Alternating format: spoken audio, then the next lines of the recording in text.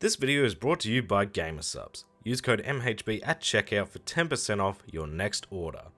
As someone who has gotten a little too into buying LEGO this year, I figured to save my bank account, I want to platinum every LEGO game I can, not that one. And so far, I've only platinumed the LEGO Movie, and given that video released over 3 months ago, yeah, not off to a speedy start. But better late than never, and if we're talking about saving my bank account, there's a LEGO set I would love to buy, if it didn't cost as much as a PS5. So my best chance of experiencing that is in-game, all for the low price of $15, and you know what? This might be the best LEGO game ever made, for me at least. I love LEGO, I love Lord of the Rings, and so it was only a matter of time before I snagged this platinum, so let's talk about it.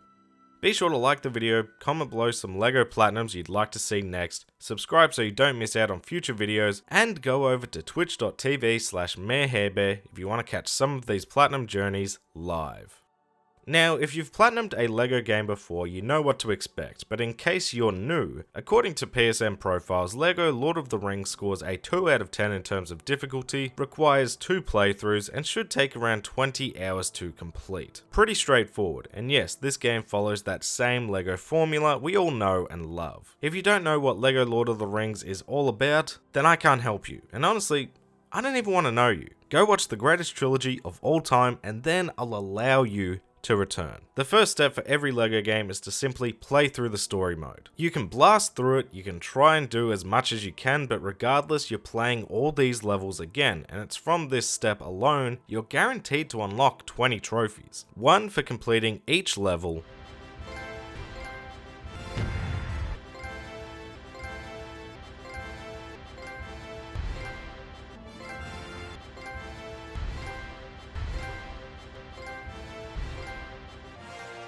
as well as for forming the Fellowship and completing the bonus level at the end. I actually began this journey back in 2015, so I had 4 of these trophies already unlocked, as well as the trophy for beating a level in co-op, so no sweet trophy popping goodness for us there. As always, we unlocked a few more trophies than just the guaranteed ones in this first step, like for reaching the top of Amon Hen without being caught by Boromir, beat one of Gimli's opponents as Legolas in Helm's Deep, and defeat a total of 42 Uruk-hai as Legolas, throw Gimli 30 times, and defeated an Oliphant as Legolas. And with that, our first step was complete, 26 out of the 49 trophies already unlocked, and just as soon as we finished all the levels, back to the start we go to do it all again. This is where my big gripe comes into play with LEGO games. The first playthrough feels pointless in terms of the 100% journey. You may achieve true adventurer on most levels, get a mini kit here and there, or in this instance find a blacksmith recipe or treasure item, but you need to play every level again no matter what. Obviously, I loved playing through the story and experiencing my favorite movies with that classic LEGO goof, but simply in terms of completion, it all feels like a bit of a waste of time, and hence why going forward, I'm not going to dawdle in this step ever again because it's simply not worth it. Mini rant over. There's 2 steps to LEGO Lord of the Rings cleanup. We need to 100% each level by finding all 10 mini-kit pieces, 3 treasure items, a blacksmith recipe, and if you haven't already, also achieving true adventurer in the level, which is from collecting a certain amount of studs. And once all that's done, we need to 100% the open world by finding all the mithril and red bricks, completing side quests, purchasing all the characters, and finding and crafting all the blacksmith items. Now, the reason I tackled the level 100% first is because that gives me a lot of what I need to 100% the open world, especially in terms of the side quests as well as plenty of studs, but something I didn't do but do recommend is looking into where the stud multiplier red bricks are, and getting them as soon as possible to save time on a trophy I'll touch on later. Anyway, we headed back to the prologue to begin our level cleanup, and managed to also unlock a trophy for jumping into Mount Doom as Isildur. I made my way up to the Dead Marshes, unlocking more trophies for completing 2 cooking puzzles, achieving true adventurer on every level in the game, and equipped Aragorn with the Mushroom Crown for a bit of a goof.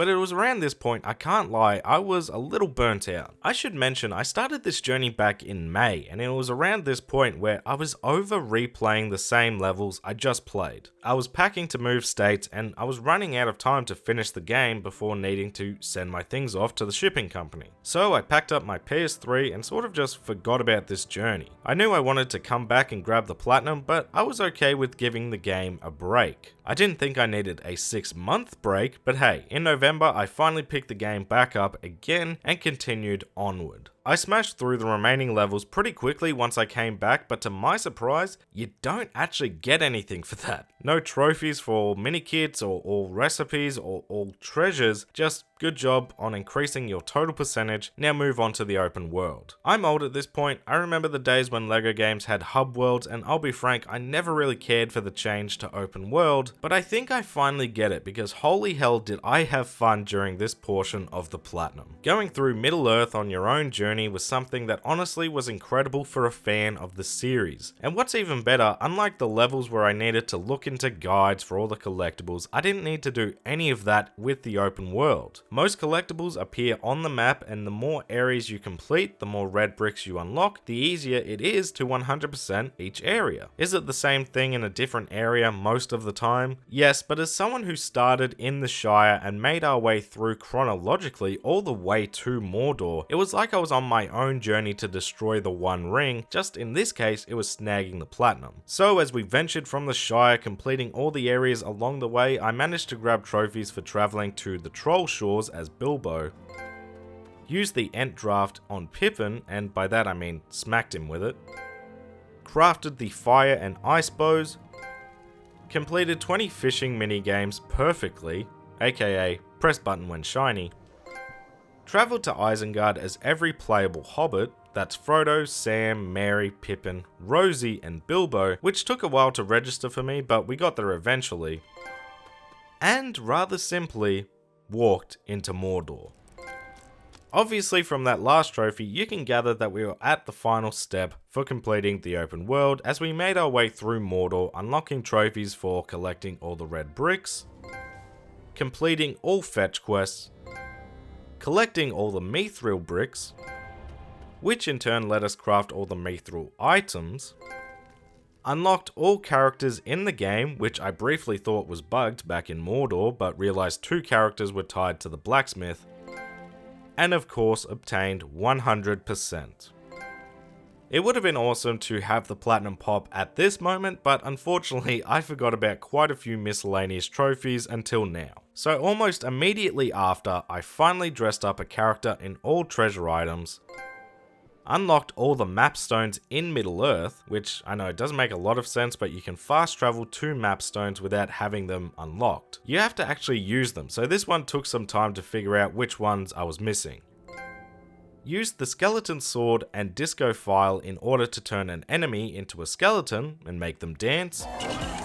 Defeated Gollum as Gollum, which I thought had something to do with one of his boss fights, but no, just make both characters Gollum and defeat one of them, and that left me with 2 trophies left. First of which was to complete the Mines of Moria level in under 15 minutes. Doesn't seem too tough, and in co-op this is no drama. Solo though is a little trickier. You need to do this in story mode, not free play. All the skips don't seem to work on PS3, so no backing out, you need to do this legit, and just as the trophy name suggests, you can't linger. 15 minutes isn't a tight window, but it's not a relaxed one either. You do need to be hustling to get everything done, ensuring you are humming through Gandalf's battle with the Balrog in particular, and in general know the puzzle and level layout to save time. Thankfully, I managed to get this done on my second attempt after remembering that you can dive faster in the Gandalf fight, leaving just 1 trophy left, and this is where my poor planning meant I had a bit of mindless grinding to do. We needed to collect more than 10 billion studs, and this is where my plan of exclusively 100%ing the levels and open world separately come back to bite me a little bit, because it meant I didn't have access to the red bricks, which can grant as much as times 3,840 per stud, meaning I left a lot of studs on the table in the levels and only had half a 500,000,000 studs by the time I started the final trophy. Now, there's a few ways I could go about grinding the remaining 9 billion. All not that fun, but also decently quick. I could keep replaying the beginning of Pelennor Fields, I could keep smacking the white tree in Gondor and travelling back day and night for a single 10k stud, or what I ended up doing is doing that same fast travel day and night to reset the 10k coin, but instead head to Bree where there are 7 10k studs to be had instead of 1. So I kept replaying Bree a good 30 times, getting all the 10k studs, and after roughly an hour of tedium, I finally collected 10 billion studs, unlocking the trophy, as well as the LEGO Lord of the Rings Platinum.